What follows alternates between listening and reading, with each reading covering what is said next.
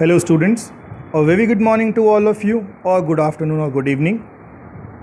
स्वागत है आप सभी का आज के इस वीडियो में, जिसमें हम डिस्कस करने वाले हैं 7 अगस्त 2020 की क्लास 10th की डायरेक्टरेट ऑफ एजुकेशन से भेजी गई वर्कशीट्स को। ये आपकी मैथ्स की वर्कशीट है, फिर आपकी साइंस की और फिर हिंदी की होगी। ये 15th वर्कशीट है। आप 14 वर्कशीट ऑलरेडी सॉल्व कर चुके हैं। शुरू करते हैं सीधा। तो आज जो आपके पास वर्कशीट है वो है solution to quadratic equation method to quadratic formula. Quadratic formula एक फार्मूला होता है डी निकालने वाला, जिससे आप किसी क्वाड्रेटिक इक्वेशन को डायरेक्टली सॉल्व कर सकते हैं बिना मेहनत किए। शुरू करते हैं। किसी भी क्वाड्रेटिक इक्वेशन की जो स्टैंडर्ड फॉर्म होती है वो होती है ax² + bx + c। a, b and c are real numbers and a cannot be equal to 0।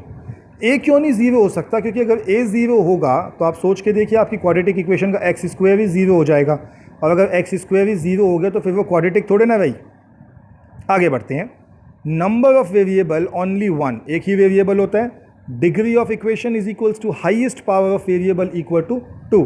तो अगर क्वाड्रेटिक इक्वेशन है तो उसकी हाईएस्ट पावर हमेशा 2 ही होगी। Solution of quadratic equation is equals to number of roots of quadratic equation equal to 2। तो क्योंकि इसकी सबसे हाईएस्ट पावर 2 होती है, इसीलिए इसके नंबर ऑफ सॉल्यूशंस भी जो होते हैं वो 2 ही होते हैं। इसके 2 ही आंसर होते हैं। फिर लिखा है for a quadratic equation this find the value of b²। तो अगर जनरली देखूं तो इसमें b² भी है ही नहीं, क्योंकि जो बीच में 2√3 लिखा है उसके साथ x है ही नहीं। लेकिन अगर ये मान लें कि गलती से x मिस हो गया है और x होना चाहिए था जो कि नहीं है, तो उसके हिसाब से b² की वैल्यू हो जाएगी 2 का स्क्वायर 2√3 का स्क्वायर, क्योंकि यही आपका b है। और 2√3 का स्क्वायर कितना होता है? 3 का स्क्वायर तो 3 ही होगा। √3 का स्क्वायर 3 और 2 का स्क्वायर 4, 4 3, आपका आंसर आ जाएगा 12। साथ ही साथ 4ac की वैल्यू क्या होगी? तो 4 गुणा a जो है वो आपका 3 है और जो c है वो आपका 1 है। तो इसका आंसर भी कितना आ जाएगा? 12। और वो कह रहा है दोनों को घटा करोगे तो आंसर कितना आ जाएगा? 0। अब वो आगे कहता है इज b² - 4ac 0? हाँ जी 0 है। Now what will you say about the value of b² - 4ac for the quadratic equation 2x² + 7x - 15? इसके लिए क्या कहोगे? इसमें अगर आप निकालोगे तो आंसर आएगा 169। याद रखिए, अगर b² - 4ac, जिसको कि हम शॉर्ट फॉर्म में कहते हैं d, जो आपको कंफ्यूज करने के लिए शायद इक्वेशन में नहीं लिखा, अगर ये जो d है, इस d की वैल्यू को देख के आप सीधा देख के बता सकते हो कि आपकी इक्वेशन का 0 आएगा कि नहीं आएगा। अगर d की वैल्यू 0 से बड़ी है या 0 के बराबर है तो आपका d आएगा। लेकिन अगर ये d जो है वो 0 से छोटा है, मतलब माइनस में है, -1 -2 -5 -10 कुछ ऐसा है, तो आपकी इक्वेशन का कोई सॉल्यूशन नहीं है। लिखा है यहाँ पे, here you can see that b² is a non-negative। मतलब क्वाड्रेटिक फार्मूला में कहता है if for any quadratic equation ax + bx + c equal to 0, b² - 4ac, ये मैंने आपको बताया था अभी कि इसको कहते हैं d, then the roots of this quadratic equation. अब अगर ऐसा होगा तो फॉर्मूला लगता है -b ± √d अपॉन 2a, ये फॉर्मूला लगता है। तो पहले अच्छा ये होता है कि आप d की वैल्यू निकाल लो, फिर क्वेश्चन सॉल्व करना आसान होता है। इससे आपके दोनों 0 निकलते हैं। +-2 इसीलिए लगाए हैं, पहले प्लस लगाएंगे तो एक 0 निकलेगा, फिर माइनस लगाएंगे तो दूसरा 0 निकलेगा। अब वो कहते हैं जी डायरेक्ट क्वेश्चन तो आपको सीधा दे दिया, x² - 4x + 2 इक्वल टू 0। इसको आप स्प्लिटिंग द मिडल टर्म से भी कर सकते हो और d लगा के भी कर सकते हो। तो d लगा के सॉल्व करते हैं। b² - 4ac किया, वो आया आपका सॉल्व करने पे 8। आप अपने आप करके भी देख सकते हैं 8 आएगा। और फिर रूट निकाला। रूट का फॉर्मूला होता है -b + अब इन्होंने d नहीं लिखा, इन्होंने सीधा b² - 4ac अपॉन 2a कर दिया। लेकिन अगर आप ध्यान देखेंगे तो वैल्यू d की पुट करी है। उसके बाद आपने सॉल्व किया तो आपका आंसर आ गया 2 + √2 2 - √2। कन्वर्टिबल इक्वेशन होती हैं जो अपॉन में होती हैं, इसमें पहले एलसीएम लेना पड़ता है और फिर सॉल्व करना पड़ता है। एक ट्रिक भी होती है वैसे, ट्रिक ये कहती है कि पहले x माइनस वन को x प्लस टू से मल्टीप्लाई करो, तो ये हो जाएगा x माइनस वन और x minus x plus two. फिर ये कहता है कि इस x प्लस टू को यहाँ ऊपर वाले से मल्टीप्लाई करो और x माइनस वन को यहाँ ऊपर वाले से करो। यहाँ देखें अगर हम ऊपर तो कुछ भी ऊपर नहीं है, तो यहाँ अगर ध्यान से देखा जाए तो नीचे तो ठीक है, ऊपर वन वन है, तो ये हो जाएगा ऊपर सिंपल x प्लस टू और x माइनस वन, इनके बीच में निशान भी आएगा प्लस का, अपॉन x माइनस वन और x प्लस टू मल्टीप्लाई होगा। मल्टीप्लाई करने के बाद आपके पास आया x square plus x minus two और ऊपर आया 2x plus one equal to 3। Quadratic equation बन गई। इसको सॉल्व कर लेंगे, फिर सॉल्व करके आपके पास 0 आ जाएगा। और तीसरी तरीके की जो क्वाड्रेटिक इक्वेशन होती हैं वो होती हैं वर्ड प्रॉब्लम। तो वर्ड प्रॉब्लम अभी एक आपके पास सॉल्व करने के लिए आएंगी, सीधा उसी को देख के समझते हैं। क्वेश्चन है try by yourself, try it yourself. वो कहता है we can find the root of quadratic equation if b square minus four a c is less than zero. तो भैया अभी आपको बताया कि अगर लेस देन ज़ीरो है तो फॉल्स, उसका आप नहीं निकाल सकते। For quadratic equation 3x square minus under root 8x minus 16 the value of c की वैल्यू है -16। Find the integer of the word problem. इसमें इंटीजर, इस वर्ड प्रॉब्लम में इंटीजर क्या है देख लेते हैं।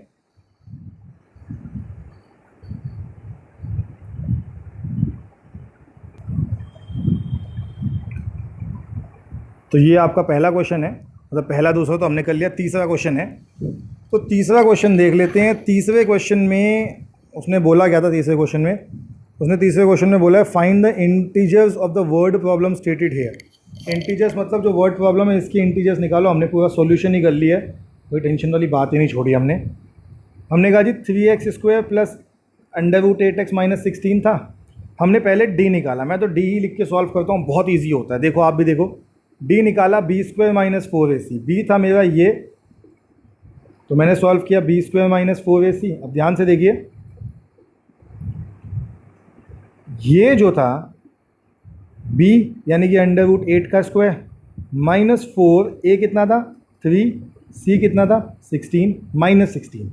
तो अंडर रूट 8 का जब स्क्वायर किया तो 8 आया, ये यहाँ भी एक माइनस था और एक माइनस यहाँ था, दोनों को जोड़ा तो ये आ गया प्लस, और 16 इंटू 3 इंटू 4 आता है 192। 8 प्लस 192 कितना हो गया 200। अब ध्यान से देखिए, अल्फ़ा बीटा, ये जीरोस को बोलते हैं अल्फ़ा बीटा। फॉर्मूला होता है minus b plus minus under root d upon 2a। तो माइनस बी की वैल्यू क्या थी 8, तो 8 लगा दी, plus minus under root D कितना आया था 200 लगा दिया अपॉन 2a। ए कितना 3 था तो 3 लिख दिया। सॉल्व किया तो minus under root 8 plus minus 200 को लिख सकता हूँ 10 into 10 into two, 10 10 100 into two, 10 into 10 का एक पेयर बना तो 10 बाहर आ गया, और 8 में से भी 2 बाहर निकल गया, तो ये हो गया minus 2 root 2 plus minus 10 root 2 upon 8। अब प्लस माइनस को अलग कर लेते हैं इस बीच वाले को, तो अल्फ़ा हो गया minus 2 root 2 plus 10 root 2 by 6, beta हो गया minus 2 root 2 minus 10 root 2 by 6। Alpha की वैल्यू हो गई 8 रूट 2 बाई 6 और बीटा हो गया माइनस 12 रूट 2 बाई 6। कैसे, रूट 2 यहाँ देखो 10 में से 2 जाएगा तो 8 बचेगा, और यहाँ माइनस 10 और माइनस 2 जमा हो जाएंगे तो माइनस 12। अपॉन में 6 से 4 कटा तो 2 4 ज़ा 8, 2 3 ज़ा 6, तो ये आ गया 4 रूट 2 बाई 3, और बीटा आ गया आपका माइनस 6 बाई रूट 2। ऐसे ही फोर्थ क्वेश्चन सॉल्व किया। अब फोर्थ क्वेश्चन के अपॉन में जो थे हमने क्या किया x plus two x minus two, A plus B A minus B, formula लग गया A square minus B square. ये x माइनस टू मल्टीप्लाई हुआ है x प्लस वन से, तो ये x plus one x minus two, और x plus two multiply हुआ है x माइनस थ्री से, तो x प्लस टू और x प्लस टू ये रहा, x माइनस थ्री ये रहा। अब मल्टीप्लाई जब करते हैं तो डिटेल मल्टीप्लाई होता है। डिटेल मल्टीप्लाई कैसे होता है, डिटेल मल्टीप्लाई कुछ इस तरीके से होता है, इस x को मल्टीप्लाई किया x से तो आया एक्स स्क्वायर, वन, फिर x को किया 2 से तो आया 2x, फिर 1 को किया x से तो x, और 1 को किया 2 से तो 2, बीच का प्लस का साइन वैसे का वैसे ही, अगर माइनस होता तो यहाँ ब्रैकेट लगाना पड़ता। x को किया x से एक्स स्क्वायर, माइनस 3 को किया x से तो माइनस 3x, x को किया 2 से तो 2x और 3 को किया 2 से तो 6 इक्वल टू 11/8 वैसे का वैसे ही। देखो एक्स स्क्वायर और एक्स स्क्वायर जुड़ के हो गया 2x स्क्वायर, माइनस 2x और minus x minus 3x, plus 2 minus x और माइनस एक्स और minus 3x minus 4x minus 4, ये 2 यहाँ से और माइनस 6 प्लस 2 4 अपॉन में एक्स स्क्वायर माइनस 4 का x square minus 4 equal to 11/8। 16x square minus 32x, अब ये क्या, ये 8 मल्टीप्लाई होगा उस तरफ, तो 16x square minus 32x minus 32 is equals to 11 multiply by x square 11x square 11 multiply by 4 minus 44। थोड़ा बड़ा क्वेश्चन हो गया। ये 16x स्क्वायर ऐसे ही छोड़ा, 11 यहाँ प्लस होगा था, यहाँ आएगा तो minus 16 minus 11 5x square, 32x ऐसे का ऐसे ही, और ये माइनस 32 था, ये 44 वहाँ से आया तो प्लस 44 हो गया, माइनस 32 प्लस 44 होता है प्लस 12। अब इसमें मैंने मिडल टर्म स्प्लिटिंग करी और सीधा आंसर निकाल दिया, x की वैल्यू 6 और x की वैल्यू 2/5। देख लीजिए आपके सामने आंसर है, उसके बाद आगे बढ़ते हैं। पहले देख लीजिए एक बार आराम से आंसर को।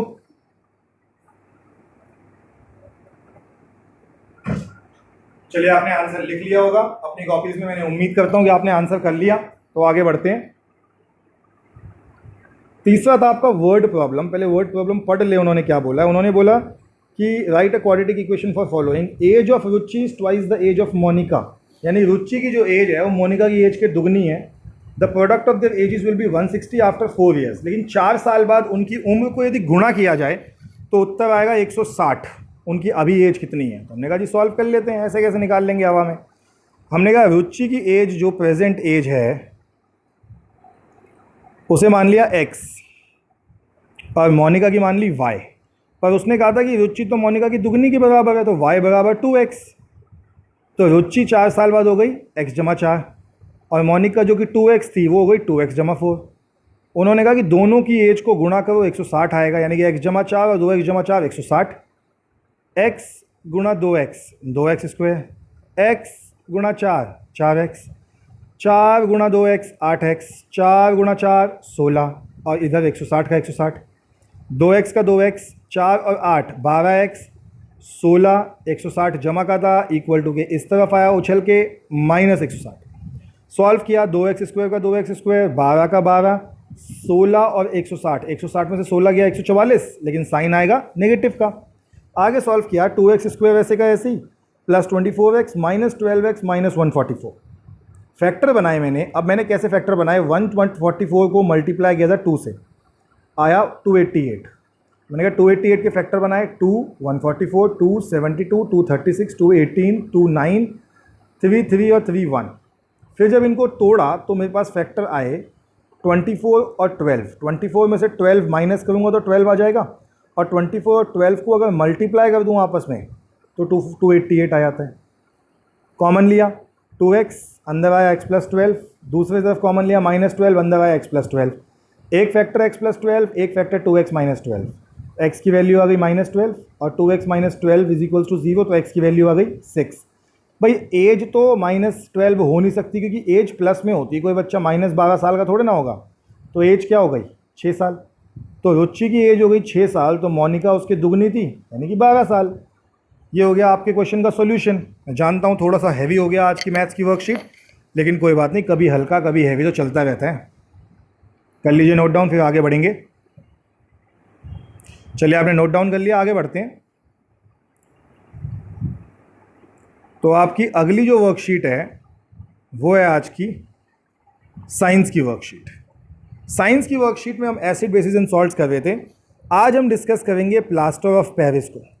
प्लास्टर ऑफ पेरिस का फॉर्मूला होता है, केमिकल फार्मूला CaSO4.12H2O, इसका नाम होता है calcium sulphate hemihydrate. It is obtained by heating gypsum at 373 K. At this temperature the molecules of water are evaporated and gypsum turns into plaster of Paris. अब इसकी properties लिखी है तो वो पढ़ लेते हैं। पहले हम एक साइड पढ़ेंगे पूरी की पूरी, फिर दूसरी साइड पढ़ेंगे। इस तरीके से ये वर्कशीट आज की है। तो एक कहते हैं प्रॉपर्टीज़। तो प्रॉपर्टीज़ की बात करें तो plaster of Paris white powder है। Mixing of water in plaster of Paris changes it into gypsum, it's an exothermic reaction. पानी मिला दोगे इसके अंदर तो ये जम जाता है, हार्ड हो जाता है। प्लास्टर ऑफ पेरिस, प्लास्टर आप लोगों ने देखा होगा किसी के हाथ पे चढ़ा हुआ, किसी मित्र दोस्त सखा भाई बंधु की आपकी चोट लग जाती है तो प्लास्टर लगा होगा कभी ना कभी। तो अब प्लास्टर ऑफ पेरिस को के यूजेस भी पढ़ लेते हैं। तो पहला है, plaster of Paris is used in medical treatment. It is used to cover as plaster in case of fractured bones. It is used for making beautiful designer false ceiling and other room interiors. It is used in making toys and other decorative items. तो medical treatment, हड्डी जो अपनी हड्डी को उसकी जगह पर रखने के लिए, और उसके अलावा डिज़ाइनर छत बनाने के लिए, छत में डिज़ाइंस बनाने के लिए भी इसको यूज़ करते हैं। खिलौने बनाने के लिए इसको यूज़ किया जाता है। और खिलौनों के अलावा अगर देखें तो खिलौनों के अलावा जो इसका यूज़ होता है वो होता है, it is use to in making cast clay model, यानी कि मिट्टी के जो मॉडल होते हैं उनको बनाने के लिए भी इसको यूज़ करते हैं। अब दूसरी साइड देख लेते हैं। दूसरी साइड लिखा है, are the crystals of salt really dry? क्या क्रिस्टल सूखे होते हैं? The crystals of salt appear dry but many salts contain some water molecules. A fixed number of water molecules in one formula unit of salt is known as water of crystallization. जैसे देखो CuSO4 है, इसके साथ 5H2O होता है, तो ये 5H2O water of crystallisation है। किसी भी सॉल्ट के साथ जो फिक्स वाटर होता है उस वाटर को हम वाटर ऑफ क्रिस्टलाइजेशन कहते हैं। एग्जाम्पल है copper sulphate. Crystals of copper sulphate appear blue because it contain 5 molecules of water. This is cause that chemical formula of, this is because होना चाहिए था, कॉज लिखा हुआ है, because chemical formula of copper sulphate is CuSO4.5H2O। साथ में लिखा है, when crystals of copper sulphate is heated it loses it's water molecule and its colour becomes white. तो ये ब्लू कलर का होता है, लेकिन एक बार हीट हो जाए, गर्म कर दो, तो इसको ये अपना white colour, blue colour loose करके वाइट हो जाता है। CuSO4 से बनता है CuSO4। But when water is added to anhydrous copper sulfate, it exposes to moisture present in air and turns blue again. यानी गर्म करूँगा तो नीले से सफ़ेद, ब्लू से वाइट, पानी डाल दूंगा तो वापस वाइट से ब्लू हो जाएगा। तो नीचे कुछ सॉल्ट के नाम दिए हैं, वो भी देख लेते हैं एक बार। तो पूरा टेबल आपके सामने है। कॉपर सल्फेट के ये लिखे हुए हैं, CuSO4.5H2O ब्लू कलर का होता है। फेरस सल्फेट ग्रीन कलर का होता है। सोडियम कार्बोनेट वाइट कलर का होता है, फॉर्मूले में 10 वाटर मॉलिक्यूल होते हैं। जिप्सम भी वाइट कलर का होता है, फॉर्मूले में 2 वाटर मॉलिक्यूल्स होते हैं। आगे बढ़ते हैं, अब क्वेश्चन आंसर्स हैं। पहला क्वेश्चन है, what is the full form of POP, right it's 3 uses also. तो बेटा यूजेस तो मुझे यहीं दिख रहा है, ये 4 यूजेस हैं, आप कोई भी 3 लिख सकते हैं, ये पहला आंसर हो जाएगा। साथ ही साथ लेकिन आपको उसने बोला है फुल फॉर्म ऑफ पीओपी, तो अगर पीओपी की फुल फॉर्म लिखनी है तो पीओपी की फुल फॉर्म मुझे लगता है सबको यहाँ पे पता है। सबसे पहला वर्ड ही लिखा है प्लास्टर ऑफ पेरिस, इसकी फुल फॉर्म, और 3 यूजेस साथ में लिखे हैं। कर लीजिए नोट डाउन, पहला आंसर है, क्योंकि मैं फटाफट स्क्रीन चेंज करूँगा। चलिए, मुझे लगता है आपने नोट डाउन कर लिया होगा। स्क्रीन को पॉज करके, वीडियो को पॉज करके हम बढ़ते हैं आगे अगले क्वेश्चन की तरफ। सेकंड क्वेश्चन है, define the term water of crystallisation with an example. Water of crystallisation, तो अगर मुझे ध्यान है वाटर ऑफ क्रिस्टलाइजेशन, तो उन्होंने सबसे पहली स्क्रीन पे वाटर ऑफ क्रिस्टलाइजेशन समझाया था, that the fixed number of water molecules in one formula unit of salt is known as water of crystallization. Salts that contain water molecules are known as hydrated salts. For example, copper sulfate, और formula ज़रूर लिखिएगा, CuSO4.12H2O। ये आपका answer हो गया जी। दूसरा, गुलाबी colour के पेन से मैंने लिखा है, पिंक कलर के पेन से लिखा है, तो ध्यान से देखिएगा और ध्यान से लिखिएगा इन आंसर्स को, बिल्कुल कोई गड़बड़, कोई गलती नहीं होनी चाहिए। स्क्रीन चेंज कर रहा हूँ, पॉज करके लिख लो आंसर। चलिए, आपने लिख लिया, अब आगे बढ़ते हैं। तो आपका तीसरा क्वेश्चन था, how is plaster of Paris obtained from gypsum. कैसे मिलता है प्लास्टर ऑफ पेरिस जिप्सम से? तो ये लिखा है that it is obtained by heating gypsum at 373 K. At this, the molecules of water are evaporated and gypsum turns into plaster of Paris. यानी कि ये हो गया आपका आंसर नंबर तीसरा। कर लीजिए इसको नोट डाउन। चलिए, आपने नोट डाउन तो कर ही लिया है, स्क्रीन पे आपने पॉज करके कर लिया या स्क्रीनशॉट लेके कर लिया। आगे बढ़ते हैं। नेक्स्ट क्वेश्चन है आपका, what happens when crystalline CuSO4 is heated, right, the color of new substance obtained. इसको हीट करने पे क्या होता है, तो हम लिखते हैं कि when crystals of copper sulfate is heated it loses its water molecule because water and its color and becomes white. आप साथ में ये भी लिखिएगा कि crystals of copper sulfate are blue because it contains 5 water molecules. साथ में ये केमिकल फॉर्मूला, और फिर लिखना है when water is added to anhydrous copper sulphate it exposes to moisture becomes present in air it turns blue again. थोड़ा बड़ा answer है लेकिन पूरा कंप्लीट तो लिखना ही पड़ेगा, ऐसे आधा अधूरे आंसर्स को लिखने का क्या फ़ायदा. चलिए बच्चों आगे बढ़ते हैं. फिर फोर्थ आंसर है ये आपका, कंफ्यूज मत होना. फिर आपका फिफ्थ आंसर है right the name and formula of any 3 hydrated salts. यहीं पे आपको स्क्रीन पे मिल जाएगा. 1 2 3 4 लिखें, कोई भी 3 आप नोट डाउन कर लीजिए जो आपको अच्छे लग रहे हो, सुंदर लग रहे हो, उनको नोट डाउन करके अपना फिफ्थ आंसर भी कंप्लीट कर लो. तो बच्चों इसके साथ आपकी साइंस की वर्कशीट भी ख़त्म हो गई है. हम आगे बढ़ते हैं आज की आपकी अगली वर्कशीट की तरफ जो कि है हिंदी की. तो ऊपर फटाफट अपना नाम लिखिए और अपने कक्षा अध्यापक का नाम लिखिए. वो कहते हैं जी आज आपको मिलेगा रचनात्मक लेख. तो रचनात्मक लेखन के पिछले कार्यपत्रक में आपने चित्रों की श्रृंखला पर एक छोटी सी कहानी लिखने का प्रयास किया था. आपने महसूस किया होगा कि किसी बात को कहने या लिखने से पहले विचारों का एक क्रम बनाना पड़ता है. उसे कहने या लिखने के लिए उपयुक्त शब्दों को चुनकर उनका सार्थक वाक्य बनाया जाता है और फिर उन वाक्यों के एक क्रम से कहा या लिखा जाता है जिससे हम अपनी विषय वस्तु से इधर उधर ना भटकें. अनुच्छेद लेखन भी इसी प्रकार की विधा होती है. अनुच्छेद में स्वयं आपके विचार होते हैं लेकिन आप उन्हें और अधिक स्पष्ट करने के लिए उदाहरणों और किन्हीं प्रसिद्ध कथनों को शामिल कर सकते हैं. तो इस कार्यपत्रक के माध्यम से आज हम अनुच्छेद लेखन का अभ्यास करेंगे. मैंने एक उदाहरण लिखा है बच्चों, उदाहरण हूबहू, इसको नोट डाउन मत करो. इसको यूज़ करके आप और अच्छा कुछ लिखने की कोशिश करो. जो क्वेश्चन है वो है मैं भी कोरोना योद्धा. इस विषय पर लगभग 80 से 100 शब्दों में एक अनुच्छेद लिखने का प्रयास कीजिए. तो देखते हैं. मैंने लिखा है हम सभी कोरोना योद्धा हैं. हम में से हर एक समाज के प्रति एक नैतिक कर्तव्य है. हमें उचित हाइजीनिक और सामाजिक दूरियां बनाकर अपना ध्यान रखना चाहिए. हमें यह समझना चाहिए कि यदि हम स्वस्थ हैं और कोरोना की घातक बीमारी से दूर हैं तो स्वास्थ्य प्रणाली पर बोझ कम हो जाएगा. हर एक व्यक्ति मायने रखता है. अस्पताल में कम व्यक्ति देखभाल करने वाला एक व्यक्ति है, मतलब अस्पताल में कम व्यक्ति होंगे क्योंकि वहाँ देखभाल करने वाले कम व्यक्ति हैं, और अस्पताल में संसाधनों की मांग करने वाला एक व्यक्ति एक कम व्यक्ति है. मतलब अगर आप बीमार नहीं होंगे तो संसाधनों की मांग करने वाला एक व्यक्ति कम हो जाएगा.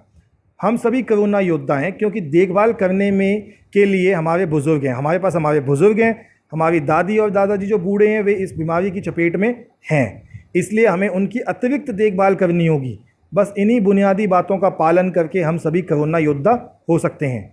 हम कोरोना योद्धा हो सकते हैं यदि हम अपने स्वास्थ्य का ध्यान रखते हैं और अपने चारों ओर स्वस्थ होने का संदेश फैलाते हैं. ये कठिन समय है और हमें इस कठिन समय में अपने आसपास सकारात्मकता फैलाने की ज़रूरत है. बच्चों के रूप में हम ऐसा कर सकते हैं. हम अपने माता पिता की आज्ञा का मानकर अपने परिवार में सकारात्मक माहौल बना सकते हैं. तो बच्चों ये एक पैराग्राफ जो मैंने लिखा अनुच्छेद, इसमें मैं जानता हूँ कि ये एक छोटा सा अनुच्छेद है. आपको मैंने आइडिया दे दिया कि आपको क्या लिखना है. हिंदी लिखनी आप सभी को आती है. इसमें कुछ आइडियाज़ लेके एक बढ़िया सा अच्छा सा पैराग्राफ लिखिए, अच्छा सा अनुच्छेद लिखिए और अपनी टीचर को भेजिए. हम बढ़ते हैं आज के अगले प्रश्न की तरफ. तो अगला प्रश्न है कि इस अनुच्छेद में आपने जिन शब्दों का प्रयोग किया उन्हें अपनी पसंद के 10 शब्दों को छांटिए और उनका अर्थ लिखकर उनसे नए वाक्य बनाने का प्रयास कीजिए. मैंने 10 पूरे के पूरे वाक्य छांट लिए हैं. आप उन शब्दों का इस्तेमाल करके नए वाक्य बनाना चाहें तो आप बना सकते हैं. तो शब्द पहला है हम सभी कोरोना योद्धा हैं. तो पहला हो गया योद्धा. योद्धा का मतलब होता है लड़ाका, जो लड़ता है. हम में से हर एक का समाज के प्रति नैतिक कर्तव्य है. नैतिक का मतलब होता है सामाजिक. जो हमारा समाज के प्रति कर्तव्य है, सामाजिक कर्तव्य. हमें उचित हाइजीनिक और सोशल डिस्टेंसिंग आजकल आप बहुत सुन रहे हैं. सोशल डिस्टेंसिंग का मतलब होता है दूर रहना. बनाकर अपना ध्यान रखना चाहिए. हमें यह समझना चाहिए कि यदि हम स्वस्थ हैं और कोरोना की घातक मतलब जानलेवा, घातक का मतलब होता है जी जानलेवा, बीमारी से दूर हैं तो स्वस्थ प्रणाली पर बोझ कम हो जाएगा। हम अपने माता पिता की आज्ञा मानकर अपने परिवारों में सकारात्मक मतलब अच्छा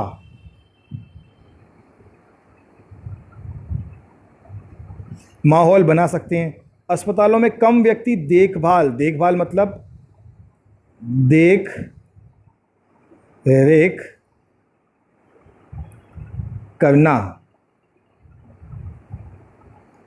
करने वाला एक व्यक्ति है और अस्पतालों में संसाधनों की मांग करने वाला एक व्यक्ति कम हो जाएगा।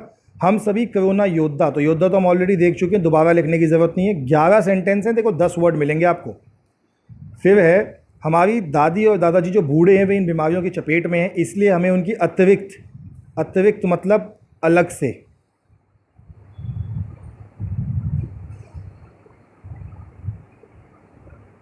देखभाल करनी होगी। बस इन्हीं बुनियादी बातों का पालन करना मतलब मानना करके हम सभी कोरोना योद्धा हो सकते हैं। ये कठिन समय है और हमें इस कठिन मतलब मुश्किल